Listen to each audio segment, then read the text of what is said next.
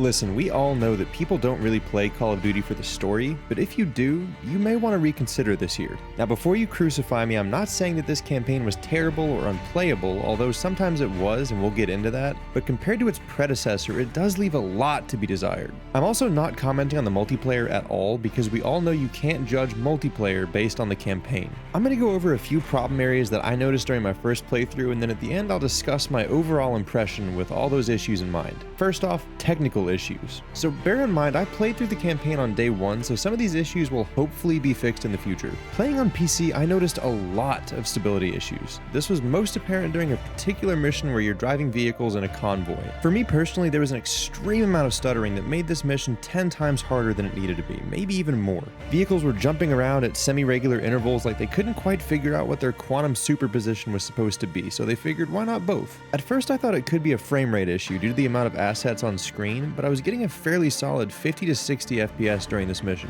It kind of felt like the team just couldn't get the vehicles to behave and eventually just said, good enough, go ahead and send it. I noticed a lot of folks on Twitter posting clips of crazy things happening during this mission, from vehicles exploding seemingly randomly to getting launched into orbit when a vehicle glitched and bucked them off like a raging bull. And while this kind of stuff is funny and it makes for good clips, it's not really that enjoyable when you're playing it. There were also multiple instances of lights shining through walls, one of which was exceptionally noticeable because a particular building's lights were visible through all surfaces on the map, and it almost acted like a really buggy North Star for me during the mission. I don't know if I'll be able to replicate this, but if I can, it'll be on screen now, and if not, sorry. Now, this lighting issue did make things slightly easier sometimes because I could nearly always tell where enemies were based on their weapon-mounted lights acting as if the walls just weren't there. The biggest and most game-breaking technical issue, though, was all of the crashes. During my 7-hour playthrough, I counted no less than 16 crashes. One mission in particular, I crashed during the same door breach about 6 times in a row before I finally solved it after trying everything in the book.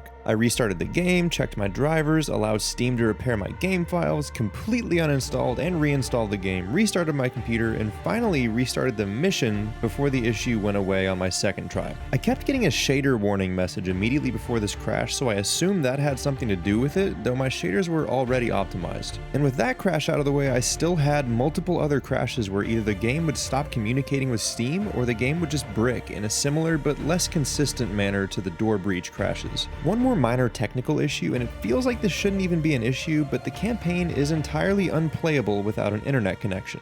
Don't you even think about loading it on a gaming laptop and playing while you're camping with your weird uncle. This year, the Call of Duty gods have decided that you have to have an internet connection no matter what, even if you're just playing the campaign offline. But I guess that's sort of par for the course now in this era of cloud saves and cross-compatibility and whatnot. Basically everything needs an internet connection now. I'm pretty sure that's why my toaster's been acting up, actually. And with the technical problems out of the way, we're on to gameplay issues. Now, overall, the gameplay was actually fairly decent. It just felt a little bit lacking compared to Modern Warfare 2019. Weapons in the campaign felt like they lacked a bit of the punch I felt playing Modern Warfare 2019, and the controls also felt a bit bogged down. I'm not sure if that's the right way to put it, but even after playing with my sensitivities, things just felt a little bit sluggish for most of the game. There were also a few mechanics that weren't really explained at all until after you'd already died or failed the mission.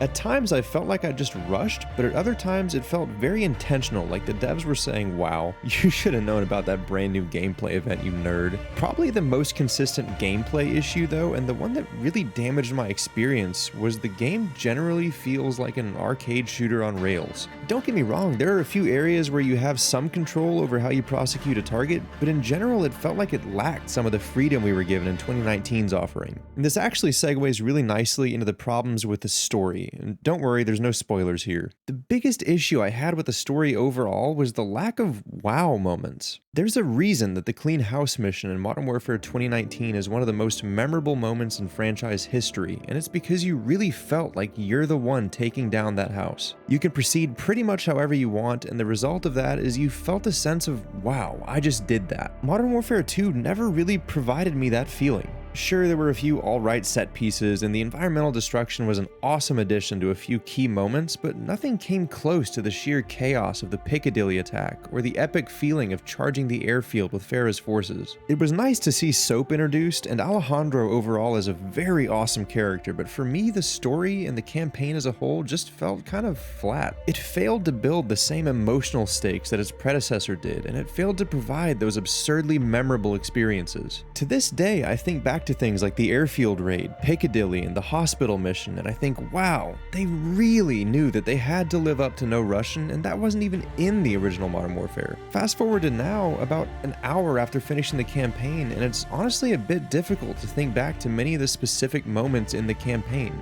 My biggest memory is the constant hope for something extraordinary to be right around the corner, and then the disappointment when it never happened. Now, overall, I'd say the campaign is worth playing this week while you wait for multiplayer to drop, but at the end of the day, it just left me wishing for more, and not in the good way. My hope is that the Spec Ops mode and even Warzone 2.0 can salvage the story and provide some closure, because there was an exciting reveal at the end of the campaign. But personally, for me, Modern Warfare 2 isn't a campaign I'm likely to ever revisit like I find myself doing every few months with Modern Warfare 2019. In fact, all it really accomplished for me is to inspire me to dip back into its predecessor's campaign. Now, if you, the viewer, were for some reason buying Modern Warfare 2 for the campaign alone, I advise you to save your money. If, however, you're like the rest of us and you barely even look at the campaign, I hope this doesn't dampen your excitement for multiplayer next week, because personally, I'm chomping at the bit to get in there and mix it up. At the end of the day, Modern Warfare 2's campaign was a mostly forgettable and pretty buggy experience, but if you're just using it to tide yourself over for the multiplayer, I say have at it. If you enjoyed the video, be sure to leave a like and consider subscribing. I'll have more Call of Duty content coming with the multiplayer launch, and sometimes I'm also kind of funny if you're into that.